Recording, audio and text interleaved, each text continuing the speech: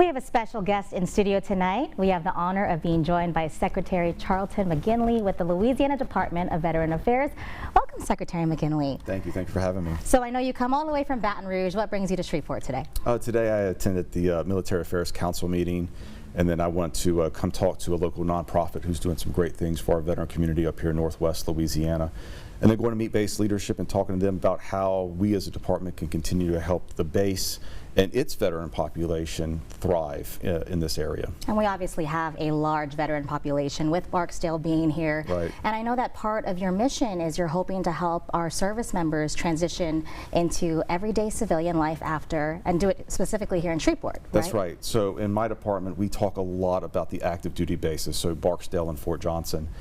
And my vision for the veterans of the state is that when they're walking out the door, whether they're retiring or whether they're separating, that they stay here. I want them to stay.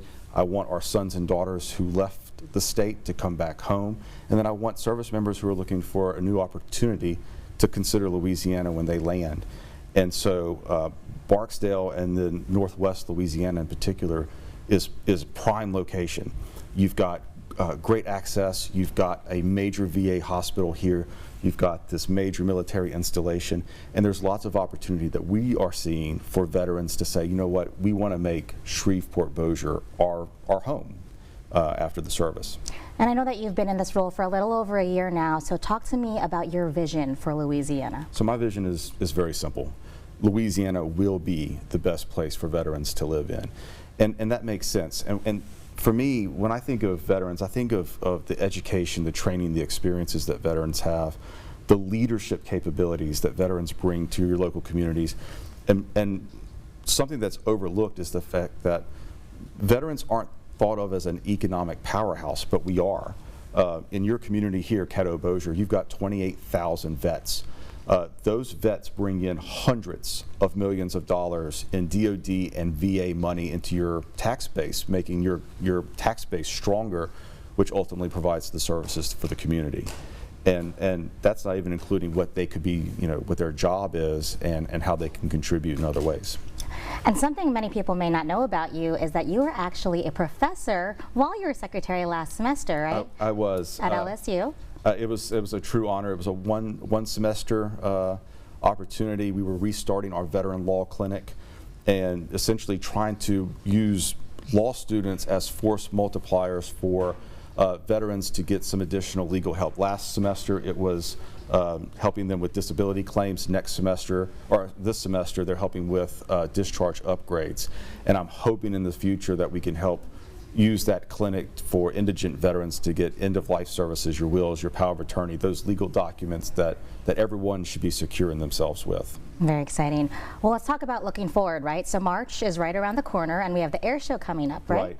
Right. I'm going to be here for the air show. I've already got rooms. I'm bringing my team up. If you've never been to an air show, it's going to be phenomenal. I still remember the air show at England Air Force Base as a kid. I was 8 years old, the Thunderbirds came out, and I said, that's when I'm going to join the Air Force. Right. And I didn't fly, I became a lawyer instead. But it left this, you know, like forever mark on me because it was so impressive. And so air shows are really important tools for the military to show, like, this is what you could do. Great recruiting tools, great opportunity for the Air Force to showcase its hardware and its mission. And we will have a booth. The LDVA will have a booth. If you as a veteran have any questions about the benefits that you've earned and deserve, come see us. We will answer any questions that you possibly have and get you linked up with those folks who can help you get those benefits. That's right. You got to show up, right? Yeah, we'll be there. We're going to be there. I'll be wearing jeans and my department shirt, just as excited as I was back in 1984. And I know that if people can't make it to ask you guys questions at the booth, you guys also have a website and a number. Can you remind us that website? It's veteran.la.gov.